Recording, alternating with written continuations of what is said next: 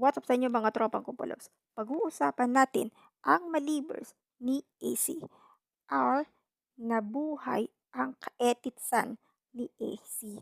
Siyempre, alam mo naman ako, gigil na gigil si AC at lalo na kay Nico David. Siyempre, Team Payaman ang content na naman. Sinong kinakalaban? Si Kulog. Siyempre, anong sabi ng mga netizen? Dissatisfied or not satisfied? Ako, not satisfied sa mga content. Ang daming malivers. Tsaka, yung English medyo baluktot. Masyadong kalabaw, 'di ba? Kaya ako, kung ako sa kanya, mag-ano na lang, iwanan mo na lang YouTube niya, magtrabaho ko na lang permanente. Kahit hindi ko dabihin, iwanan na rin din. Kasi baka siguro 2025 until 2030, pwede mawala ang YouTube. Kahit ako, pwede mangyari din yan kasi mawawala lang din ako dahil sa pagiging hindi naman masyadong maninira.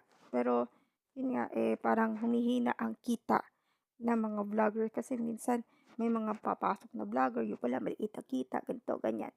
Kaya, itong mga debunker, naghahanap na lang ng butas para madibang. At yung mga vlogger na kapapasok or kaka-fame lang, tinitira nila yan. Lalo na yung, yung dalawang yan. Ako, nakakainis na yan.